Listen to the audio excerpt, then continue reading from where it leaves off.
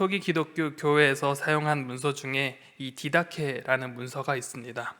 이 디다케는 12사도들을 통하여 이방인들에게 전해진 주님의 가르침이라는 이 제목을 가지고 있습니다. 이 문서는 세례를 받는 사람들에게 그리스도인의 행동 원칙에 대해 가르치고 있는데, 우리로 따지면 세례 교육과 같은 것이고 혹은 새신자 교육에 해당되는 문서입니다. 이 디다케에서는 인생을 두 가지 길이 있다고 이야기합니다. 하나는 생명의 길이고 또 다른 하나는 사망의 길이라고 이야기합니다. 그러면서 이 사망의 길의 첫 번째 가르침은 하나님을 사랑하고 이웃을 사랑하라고 예수님의 말씀을 지키라고 말합니다. 반면에 사망의 길은 이 저주와 간음, 음신, 그리고 우상숭배, 거짓 증언 등을 하지 말라고 가르치면서 이 생명의 길과 이 사망의 길을 늘 유념하라고 가르칩니다. 또한 하나님의 말씀에서 벗어나지 않도록 유의하고 생명의 길에 서라고 이 디다케는 가르치고 있습니다. 우리가 계속적으로 묵상하고 있는 이 잠언 또한 이 말씀은 언제나 두 가지를 항상 비교합니다. 생명의 길을 걸어가는 지혜자이냐 혹은 사망의 길, 죽음의 길을 걸어가는 이 미련한 자, 이것을 대조하면서 그의 인생이 어떠한지를 이 잠언은 알려주고 있습니다. 그리고 잠언을 대하는 독자들에게 어떠한 삶을 살 것인지 늘 질문을 하며 결단을 촉구합니다. 오늘 본문 또한 그러합니다. 오늘 본문의 구절을 보면 이 세 가지로 나누어질 수 있을 것 같습니다. 19절에서 24절에 보면 지혜자와 미련한 자의 이 삶의 방식을 이야기하며 그 결과에 대해서 이야기합니다. 그리고 25절에서 29절까지는 의인과 악인에 대해서 하나님께서 어떻게 반응하시는지, 어떻게 보응하시고 어떻게 역사하시는지에 대해서 알려줍니다. 그리고 마지막 30절에서 33절까지는 훈계에 대한 이 순종을 격려하는 솔로몬의 글로 마무리를 하게 되어집니다. 먼저 첫 번째로 이 지혜자와 미련한 자의 삶의 방식과 그 결과에 대해서 오늘 함께 알아보고자 합니다. 19절은 이렇게 기록되어져 있습니다. 게으른 자의 길은 가시 울타리 같으나 정직한 자의 길은 대론이라. 게으른 자의 이 길과 이 정직한 자의 길은 성공의 관점에서 이 비교될 수 있습니다. 앞뒤 문맥을 따져본다면 이 게으른 자는 정직하지 못하고 게으른 사람입니다. 그리고 정직한 사람은 성실하고 정직한 사람으로 볼 수 있습니다. 성실하고 정직한 사람은 언제나 이 하나님의 말씀으로 그의 인생을 가꾸어가는 사람입니다. 말씀으로 세상의 욕심을 걷어내고 이 죄가 틈타지 않도록 언제나 말씀으로 무장합니다. 하나님과 사람 앞에서 언제나 정직하며 성실하게 살아가는 사람이기도 합니다. 그리하여서 그의 인생은 말씀으로 깨끗하여지고 또한 죄의 장애물을 걷어냄을 통하여서 그의 인생의 길을 넓고 곧게, 그리고 곧게 뻗게 만들어 나갑니다. 그러나 거짓되고 게으른 사람들은 그들의 마음이 어떠한지를 살피지 않는 사람들입니다. 그 마음속에 세상의 정욕과 죄가 자리 잡더라도 방치하고 용인하는 사람입니다. 결국 그의 마음의 죄와 정욕의 가시덤불로 채워지고 그 인생에 어떠한 행위를 할 때마다 가시에 찔리고 또한 가로막히게 됩니다. 그러한 인생의 길은 가시덤불과 울타리가 가득해질 뿐이라고 성경은 가르치고 있습니다. 20절에서는 지혜로운 아들은 아비를 즐겁게 하여도 미련한 자는 어미를 업신여기느니라 라고 말씀합니다. 지혜로운 자와 미련한 자의 삶의 또 다른 모습은 이 부모님을 대하는 태도에서 상반된 태도를 가지게 됩니다. 지혜로운 자들은 이 하반절과 비교해 볼 때 부모를 존중하고 존경하는 자세를 가진 사람입니다. 지혜자는 자신을 낳아주고 길러주신 이 부모님을 존중하고 존경함을 통하여서 부모에게 살아가는 기쁨을 주고 삶의 원기, 원동력을 제공하는 사람입니다. 그러나 그 반면에 미련한 자는 이러한 것들이 존재하지 않습니다. 자신을 낳아준 이 부모에 대한 존경과 배려는 전혀 없고 그 부모에 대하여서 멸시와 경멸을 합니다. 부모의 은혜와 사랑을 잊어버린 채 그 부모를 경멸하고 멸시함을 통하여서 그 부모의 마음에 걱정과 근심을 드리우게 만듭니다. 그리고 이 부모의 기쁨을 빼앗아 가는 사람입니다. 21절에서는 무지한 자는 미련한 것을 즐겨하여도 명철한 자는 그 길을 바르게 하느니라 라고 말합니다. 무지한 자와 명철한 자의 삶의 태도 또한 다릅니다. 무지한 자는 이 미련한 것을 즐긴다라고 상반절에서 이야기하고 있는데, 이 무지한 자는 무엇인가 결핍되어지고 모자라는 사람입니다. 그리고 여기서 미련한 것은 비본질적인 것을 추구하며 살아가는 사람입니다. 결국에는 이 미련한 사람은 자신이 무엇이 부족하고 무엇이 결핍되어져 있는지 모르고 살아가는 이들의 삶을 뜻합니다. 그렇게 그들은 채워지지 않는 갈증을 가지고 있습니다. 그리고 이 채워지지 않는 갈증을 다른 것이 아닌 비본질적인 것으로 그의 삶을 채우고 맙니다. 자신의 부족함을 돈으로 혹은 사람의 인정으로, 명예와 권력으로, 비본질적인 것으로 그들의 삶을 채우려고 합니다. 그러나 그것들은 그들의 삶을 채워주지 못하는 비본질적인 것입니다. 반면에 명철한 사람들은 그 인생의 길을 바르게 살아갑니다. 명철한 사람은 자신이 누구인지를 너무나 잘 아는 사람이기도 합니다. 그렇게 나를 만드시고 나를 보내신 이가 누구이며 누구를 붙잡고 누구를 의지해야 되는지 잘 아는 사람입니다. 그렇게 나를 만들고 보내신 이가 누구며 누구를 붙잡고 살아가는지 너무나 잘 아는 사람이기에 이 명철한 사람은 사람의 그 부족함을 인정하며 하나님을 경외함으로, 겸손함으로 그 하나님으로 자신의 삶을 채워나가는 사람입니다. 그렇게 명철한 자는 그 인생의 본질을 하나님께 둡니다. 그리고 생명의 길에 섭니다. 그리고 그의 인생길을 바르게 걸어가는 사람입니다. 22절에서는 의논이 없으면 경영이 무너지고 지략이 많으면 경영이 성립하느니라 라고 가르칩니다. 지혜자와 미련한 자의 상반된 또 다른 삶의 태도는 바로 이 경청하는 자세입니다. 경청은 이 다른 사람의 말을 잘 듣는 자세입니다. 상반절에서 보면 의논이 없으면 경영이 무너진다 라고 말합니다. 미련한 사람은 어떤 일에 있어서 함께 이야기하고 여러 가지 의견을 나누는 사람이 아니라 독단적으로 자신 스스로가 일을 진행하는 사람입니다. 타인의 의견을 무시한 채 자신의 생각과 계획대로 독단적으로 진행하기에 그 결과는 당연히 산산조각 나고 망하게 된다고 가르칩니다. 그러나 지혜자는 다른 사람들의 의견을 잘 듣는 사람입니다. 어떠한 일에 다른 일의 조언과 충고를 무시하지 않고 잘 새겨 듣는 사람입니다. 그리고 그 고견들을 반영함을 통하여서 더 좋은 결과를 도출하고 또한 그렇게 결과를 만들어내는 사람입니다. 그렇기에 지혜자의 주변에는 돕는 사람들이 많이 있고 또한 그 도움으로 인하여서 그 경영이 너무나 풍성하게 이루어지는 것을 볼 수 있습니다. 23절에서는 지혜자는 잘 듣는 것뿐만 아니라 또한 이 상황에 맞는 적절한 답을 해야 된다고 또한 가르칩니다. 23절에서 사람은 그 입의 대답으로 말미암아 기쁨을 얻나니 때에 맞는 말이 얼마나 아름다운고 라고 기록합니다. 지혜자는 그의 입의 대답과 때에 맞는 말로 인하여서 사람들에게 기쁨을 준다고 말합니다. 잠언에서 자주 등장하는 조언이 바로 이 언어 생활, 즉 말에 대한 것입니다. 지혜자는 항상 말을 조심하며 바른 언어 생활을 할 것을 조언합니다. 때에 맞는 말은 사람을 살리기도 하며 단 사람에게 용기를 주고 지혜를 줍니다. 반면 때에 맞지 않는 말을 할 경우에는 그 사람에게 시험을 빠지게 합니다. 욥의 친구들을 보면 너무나 잘 알고 있습니다.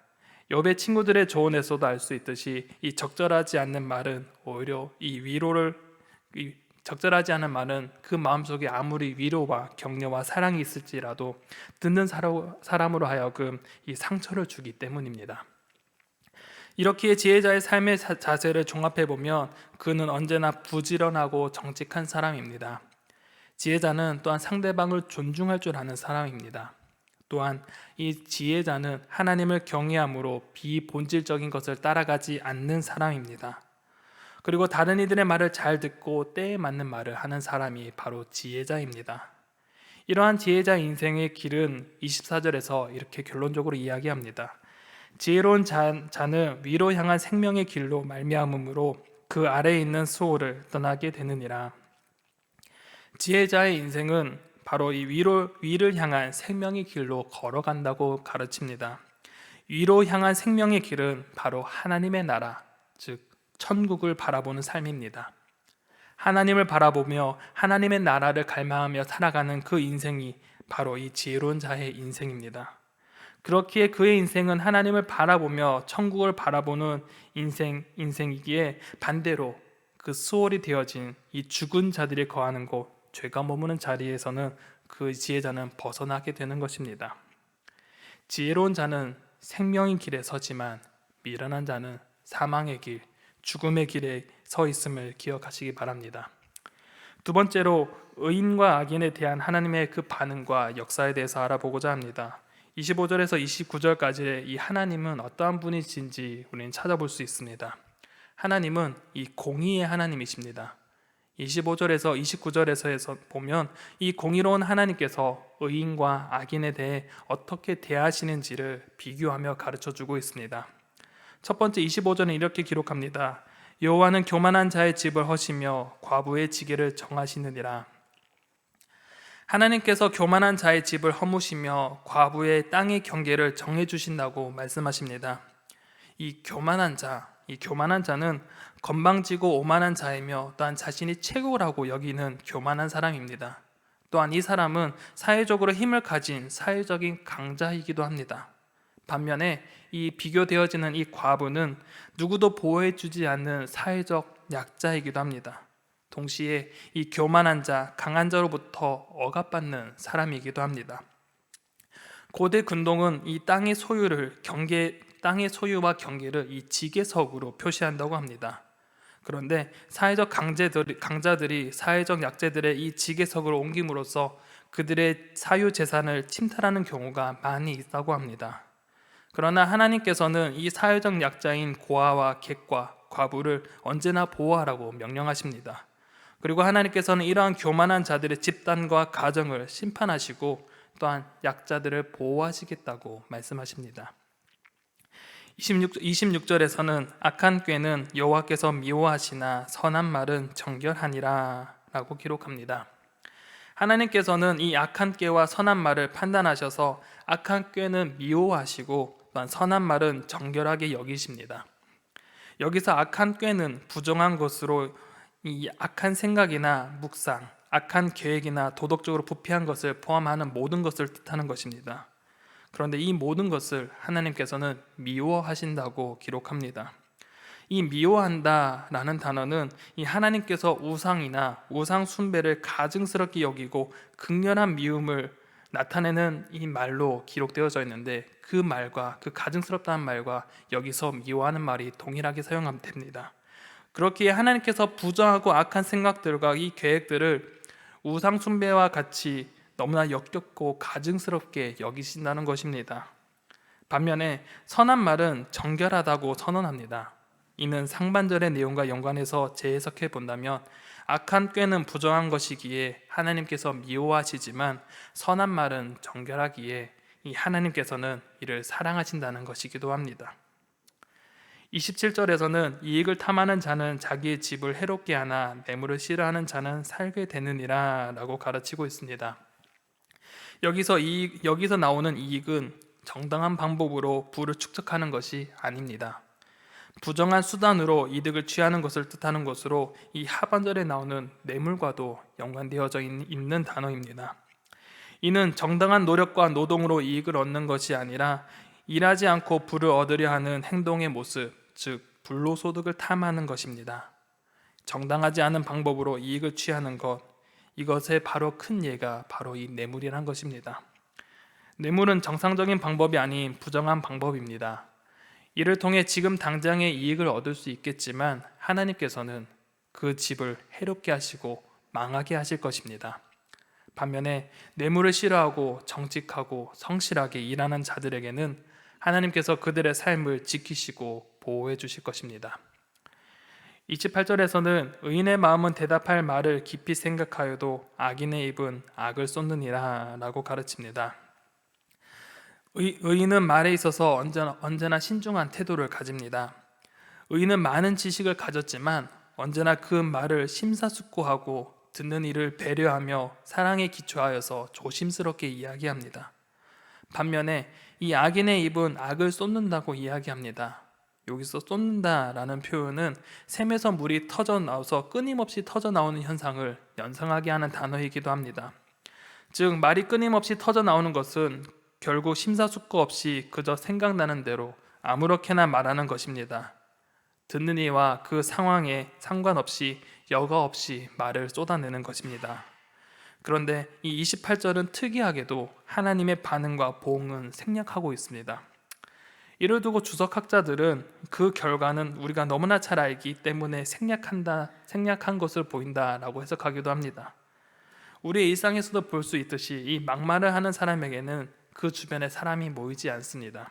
반면에 신중한 말로 상대방을 배려하며 신중하게 말하는 자들에게는 그들 가운데 사람들이 모이는 것을 볼 수 있습니다.